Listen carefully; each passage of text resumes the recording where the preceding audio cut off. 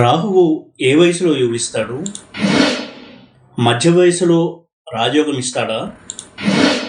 చిన్నతనంలో రాహువు సక్సెస్ ఇవ్వడా? చివరి దశలో రాహువు మారకం ఇస్తాడా? అసలు రాహుదశ యోగిస్తుందా లేదా? రాహు మహాదశను ఎలా అర్థం చేసుకోవాలి? ఇలాంటి విషయాల్ని తెలియచేస్తాను.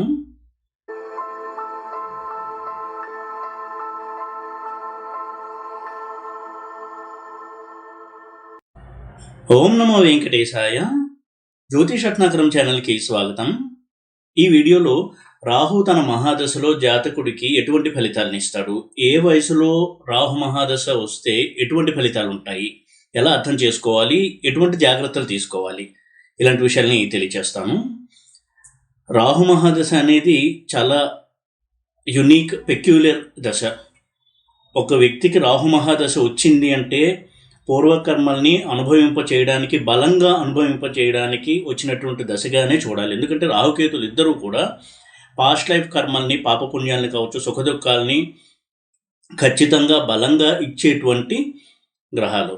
అందులోనూ రాహువు పాస్ట్ లైఫ్లో, పూర్వజన్మల్లో తీరని కోరికలతో కనుక చనిపోయినట్టయితే ఆ కోరికలు తీర్చుకోవడానికి ఈ జన్మలో వారి యొక్క ప్రయత్నాలన్నీ కొనసాగించడము, జీవితాశయ సిద్ధి వైపుకు వెళ్ళడము, ఇటువంటి ధోరణిని సూచిస్తాడు.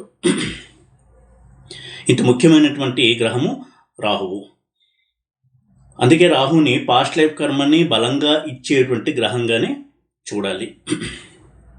ఇక రాహు మహాదశ ఒక జాతకుడికి ఏ వయసులో వచ్చింది అనే దాన్ని బట్టి ఎలాంటి రిజల్ట్స్ ఉంటాయి అనేది మనం అంచనా వేయాల్సి ఉంటుంది. అయితే కొంతమందికి చిన్నప్పుడు రావచ్చు, లేదా మిడిల్ ఏజ్లో రావచ్చు, కొంతమందికి ఓల్డ్ ఏజ్లో రావచ్చు. ఫలానా ఏజ్లో వచ్చినప్పుడు యోగిస్తాడు, ఫలానా ఏజ్లో ఎప్పుడు దుష్ఫలితాలు ఇస్తాడు అని కూడా నిర్ధారణకి రాకూడదు.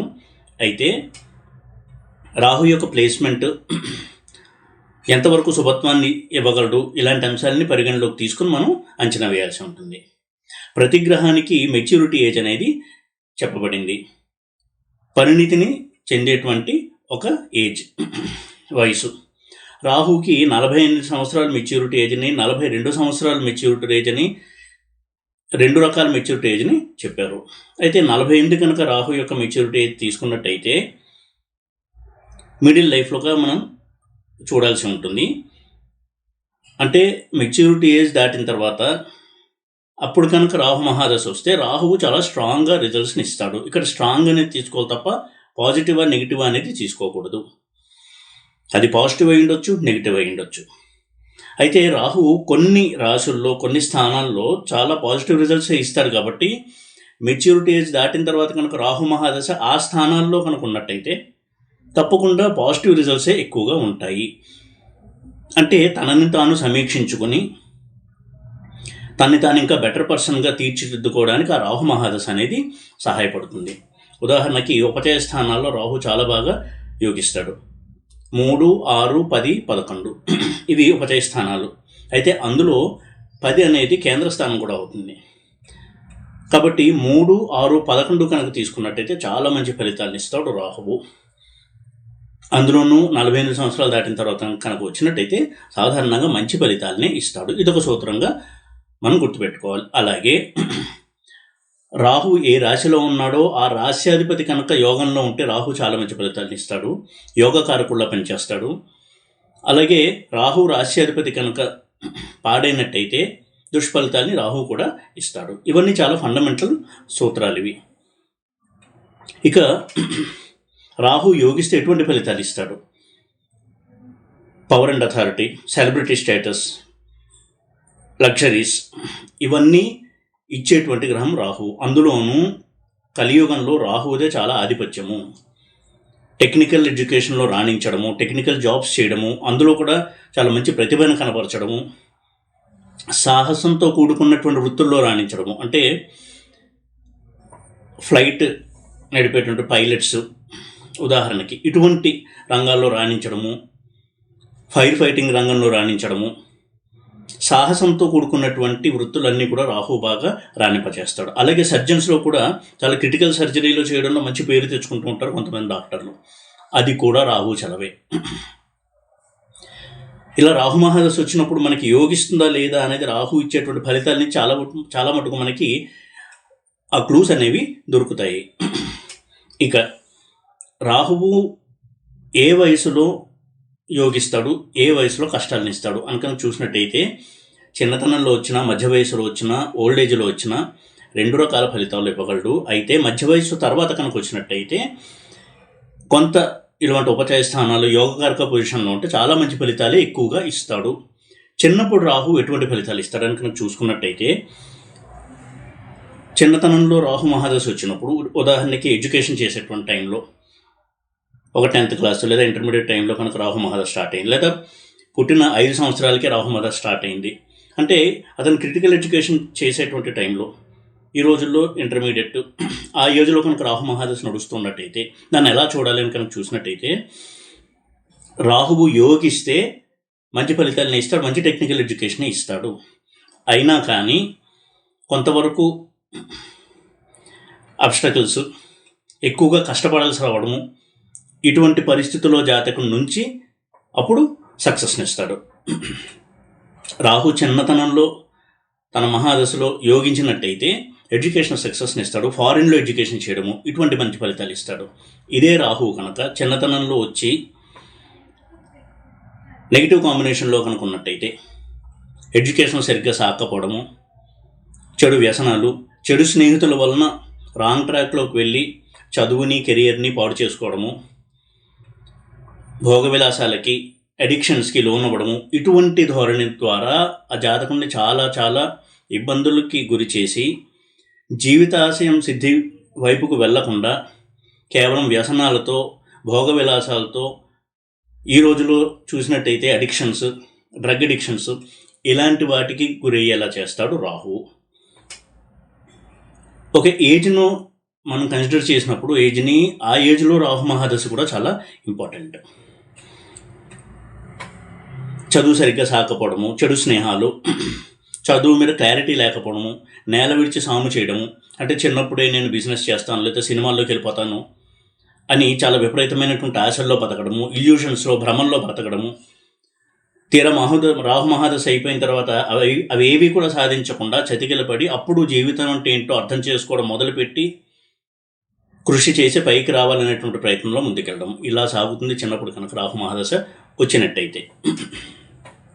చాలామందికి చూస్తుంటాం, చిన్నపిల్లలకి రాహు మహాదశ వచ్చినప్పుడు తెలివైన వాళ్ళు అయి ఉంటారు, కానీ చదువు మీద శ్రద్ధ ఎక్కువ ఉండదు. చెడు స్నేహాలు, తప్పుదోవ పట్టించే స్నేహితుల మధ్య ఉండడము, వృధా కాలక్షేపము, సినిమాలు, జల్సాలు, పబ్లు, ఇటువంటి వాటితో కాలం గడిపేయడము, ఇంకా పాడినట్టయితే డ్రగ్స్కి అలవాటు అవ్వడము, ఇలాంటివన్నీ చేయిస్తాడు రాహువు. ఏ వయసులో అయినా కానీ రాహు అలాంటివి ఇవ్వచ్చు, కానీ ఈ ఏజ్ ఫ్యాక్టర్ అనేది మనం తప్పకుండా కన్సిడర్ చేయాలి. ఇక మధ్య వయసులో కనుక రాహు మహాదశ వచ్చినట్టయితే ఎన్ని రకాలుగా మనకి మేలుని చేస్తాడు, అలాగే ఎన్ని రకాలుగా ఛాలెంజెస్ ఇస్తాడనే చాలా ముఖ్యం. ఎందుకంటే ఒక మెచ్యూరిటీ కనుక సాధించినట్టయితే గ్రహము, ఆ టైంలో గ్రహ మహాదశ కనుక వచ్చినట్టయితే కష్టాలు ఇచ్చి జీవితం అంటే ఏంటో తెలియచేస్తాడు రాహువు. అయితే వాటి నుంచి గుణపాఠాలు నేర్చుకోవడం మన బాధ్యత. అది రాహు యొక్క స్పెషాలిటీ. రాహు ఎప్పుడు కూడా పరిస్థితుల నుంచి అర్థం చేసుకోమని చెప్తాడు. వాటిని అర్థం చేసుకుని జీవితంలో పైకి రావడం అనేది మన వ్యక్తిగత బాధ్యత. ఇక్కడే శనికి రాహుకి తేడా. శని ఆ గుణపాఠం నేర్చుకునే వరకు కష్టాలు ఇచ్చి నేర్పిస్తాడు, కానీ రాహు అలా చెయ్యడు. శని వద్ద రాహు అని అంటారు, కానీ ఇద్దరికి చాలా చాలా తేడా ఉంటుంది. కేవలం పాపగ్రహాలు అనేటువంటి కాంటెక్స్ట్లో, సందర్భంలో మాత్రమే శనివత్ రాహు అని తీసుకోవాలి తప్ప 2 గ్రహాలు పూర్తి భిన్నమైనటువంటి లక్షణాలు కలిగినటువంటి గ్రహాలు. అందుకే రాహు మహాదశ మిడిల్ ఏజ్లో వచ్చినప్పుడు చాలా కష్టాలు చూడడము, అంటే ఏ హౌస్లో ఉంటే దానికి సంబంధించిన ఫలితాలని ఆధారంగా, ఉదాహరణకి 5th హౌస్లో ఉంటే పిల్లలు సరైన దారిలోకి వెళ్ళకపోవడము, వాళ్ళ అభివృద్ధి సరిగ్గా లేకపోవడము, చెప్పిన మాట వినకపోవడము, ఇలాంటి వాటి వల్ల చాలా ఫోకస్ పిల్లలు వాళ్ళ యొక్క అభివృద్ధి మీద పెట్టాల్సి రావడము. అదే మ్యారేజ్కి సంబంధించిన స్థానాల్లో ఉంటాయి, ఇద్దరి మధ్య కూడా అపార్థాలు, సెపరేషను, ఎక్స్ట్రా మ్యారిటల్ అఫైర్స్, వీటి ద్వారా ఆ రిలేషన్లో ఎంతో ఫ్రిక్షన్ రావడము, ఇలాంటివన్నీ కూడా కలిగజేస్తాడు. అయితే రాహు ఇలాంటి కష్టాలు ఇచ్చినప్పుడు అవన్నీ అనుభవించిన తర్వాత రాహుదశ తర్వాత గురు మహాదశ, కాబట్టి గురు మహాదశలో రియలైజేషన్ అనేది వచ్చి తన్ని తాను మెరుగుపరుచుకుంటూ ఉంటారు. రాహు మహాదశలో అన్ని రకాల ఛాలెంజింగ్ సిచ్యువేషన్స్ని, యాడ్వర్స్ సిచ్యువేషన్స్ అంటే ప్రతికూల పరిస్థితుల్ని మన ముందు ఉంచుతాడు రాహువు. వాటిని ఎదుర్కొంటూ జీవితంలో ముందుకెళ్తూ మన ఆలోచింపచేస్తూ ఆ కష్టాల్ని అనుభవిస్తూ ముందుకు వెళ్తూ ఉంటాడు ఆ జాతకుడు. చిన్నతనంలో వచ్చిన రాహుదశ కంటే కొంత మిడిల్ ఏజ్లో వచ్చిన రాహుదశ ఎక్కువగా మేలుని చేస్తుంది. ఎందుకంటే అప్పటికి ఆ వ్యక్తికి కూడా కొంత మెచ్యూరిటీ లెవెల్స్ వచ్చి ఉంటాయి కాబట్టి రాహు ఇచ్చేటువంటి ఆ రిజల్ట్స్, ఆ కష్టాలు, వాటిని అర్థం చేసుకుని తను తాను మెరుగుపరుచుకునేటువంటి అవకాశం ఉంటుంది. ఇక ఓల్డ్ ఏజ్లో కనుక రాహు మహాదశ వస్తే సాధారణంగా యోగించినా యోగించకపోయినా హెల్త్ ఇష్యూస్ రావడము, అయిన వాళ్ళకు దూరంగా ఉండాల్సి రావడము, ఒంటరితనాన్ని ఫీల్ అవుతూ ఉండడము, తన చుట్టూ ఎవరు లేరు అనేటువంటి భావనతో ఎక్కువగా డిప్రెషన్కు లోనవుతూ ఉండడము, ఇలాంటి రిజల్ట్స్ సాధారణంగా ఉంటాయి.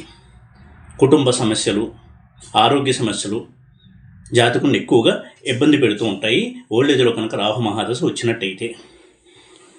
ఓల్డ్ ఏజ్లో రాహు మహాదశ వచ్చింది అంటే చాలా ఛాలెంజింగ్ సిచ్యువేషన్స్ని ఆ జాతకుడు ఫేస్ చేసి ముందుకు వెళ్ళాల్సి ఉంటుంది. జీవితం నల్లేరు మీద బండి నడకలాగా ఉండదు. ఎంత యోగించినా యోగించకపోయినా చాలా భారంగా అనిపిస్తూ ఉంటుంది జీవితం. అయితే ఓల్డ్ ఏజ్లో రాహు మహాదశ వచ్చి అంటే ఒక 60 years, 55-60 years ఆ ఏజ్లో కనుక వచ్చినట్టయితే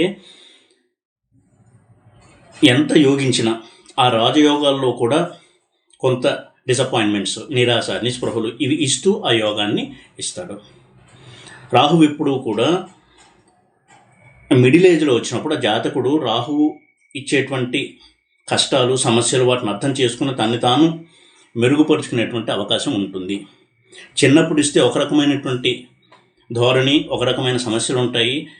ఓల్డ్ ఏజ్లో వస్తే ఒక రకమైనటువంటి ధోరణి ఫలితాల విషయంలో, అలాగే వేరొక రకమైనటువంటి సమస్యలు ఉంటాయి. అయితే ఎప్పుడూ కూడా ఇందాక చెప్పినట్టుగా ఉపజయ స్థానంలో రాహు కావచ్చు, రాహు రాశ్యాధిపతి యోగకారకుడుగా ఉండడము, ఇలాంటివి ఉన్నప్పుడు ఎన్ని కష్టాలు ఇచ్చినా ఏ ఏజ్లో అయినా సరే మేలును ఎక్కువగా చేస్తాడు. అయితే రాహు ఇచ్చేటువంటి ఫుల్ ఫ్లెడ్జ్డ్ రిజల్ట్స్ని అనుభవించే వాళ్ళని చూసినట్టయితే మిడిల్ ఏజ్లో వచ్చిన వాళ్ళు అనుభవించే రిజల్ట్స్ వల్ల ఎక్కువగా లాభాలు పొందిన వాళ్ళని చూడొచ్చు. రాహు అంటేనే మెటీరియలిస్టిక్ గెయిన్స్ ఇచ్చేటువంటి ప్లానెట్. అంటే భౌతిక సుఖాలు, భౌతిక ప్రయోజనాలు, సమాజంలో స్టేటస్, పవర్, అథారిటీ ఇవన్నీ ఇచ్చేటువంటి గ్రహం. ఇవి ఫుల్ ఫ్లెడ్జ్డ్గా అనుభవించే ఏజ్ కూడా ఒక జాతకుడికి మిడిల్ ఏజే. అయితే ఓల్డ్ ఏజ్లో వచ్చినప్పుడు రాహువు కనుక కొంత స్పిరిచువల్ కాంబినేషన్స్లో ఉన్నప్పుడు ఆధ్యాత్మిక చింతన వైపు కూడా జాతకుడు వెళ్తూ ఉంటాడు.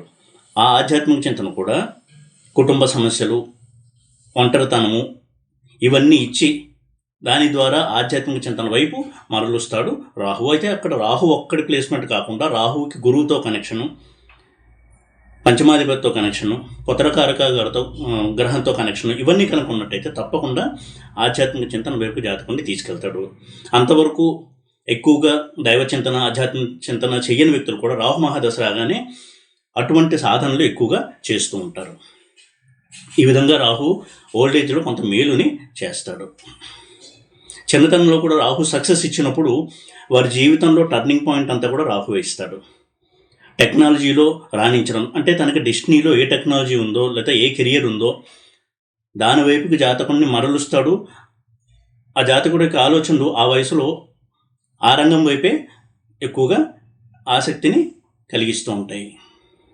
ఈ విధంగా మొత్తం లైఫ్ని ఏ దిశగా తీసుకెళ్లాలో ఆ దిశలో డైవర్ట్ చేసి ముందుకు తీసుకెళ్తాడు రాహు చిన్నతనంలో కనుక యోగించినట్టయితే. సాధారణంగా ఈ విధంగా ఉంటుంది రాహువు ఏ దశలో ఏ వయసులో తన మహాదశ రిజల్ట్స్ ఇస్తున్నాడు అనేటువంటి విషయంలో. రాహు యోగకారకుడయ్యి పాజిటివ్గా ఉన్నప్పుడు ఎప్పుడు మంచి రిజల్ట్స్ ఇచ్చినప్పటికీ కూడా సమస్యల్ని ఇస్తాడు. అయితే ఏ వయసులో వచ్చిందని అనే దాన్ని బట్టి జీవితంలో ఎటువంటి పరిణామాలు ఉంటాయి అనేది కూడా మనం అర్థం చేసుకోవడం చాలా ముఖ్యము. ఏదేమైనా రాహు మహాదశ వచ్చిందంటే మాత్రం ఎంత యోగించినట్టు అనిపించినా ఎప్పుడూ కూడా నైతిక విలువను పాటించడము, ఆధ్యాత్మిక చింతన కలిగి ఉండడము, కొంత రిలీజియస్ పర్సన్స్గా ఉండడము, ఇలాంటివి చాలా చాలా మంచి ఫలితాలను ఇస్తాయి. ఇవి రెమెడీస్గా పనిచేస్తాయి రాహుకి. ఎప్పుడు కూడా నాస్తికవాదము, సంప్రదాయానికి విరుద్ధంగా ఆలోచించడము, ఇవన్నీ చేసినప్పుడు రాహు యొక్క నెగిటివిటీ అనేది పెరుగుతుంది. ఇది ఒక జనరల్ సూత్రంగా ప్రతి వాళ్ళు కూడా గుర్తుపెట్టుకుని, రాహు మహాదశ వచ్చింది అంటే మనం మార్చుకోవడానికి ఈ 18 సంవత్సరాలు మనకి ఈ ట్రైనింగ్ పీరియడ్ ఇది అనేటువంటి ఉద్దేశంతో ఎప్పుడు కూడా మనం మన జీవితంలో సంఘటనల్ని గుర్తించి ఆలోచించి తాను మెరుగుపరుచుకునే ప్రయత్నం చేసి తీరాలి. ఎందుకంటే రాహు మహాదశ 18 సంవత్సరాలు, అప్పుడు వచ్చిన 18 సంవత్సరాలు కూడా వ్యక్తిత్వ నిర్మాణానికి మనకు ఒక ట్రైనింగ్ పీరియడ్గా తీసుకోవాలి, రాహు మహాదశ ఏ వయసులో వచ్చినప్పటికీ కూడా. ఈ విధంగా ఏ వయసులో వచ్చిందనే దాన్ని బట్టి రాహు మహాదశ తనదైన శైలిలో ఫలితాల్ని ఇస్తుంది. ఈ వీడియో కనుక మీకు నచ్చినట్టయితే లైక్ చేసి, షేర్ చేసి, సబ్స్క్రైబ్ చేయండి. ఓం నమో వెంకటేశాయ.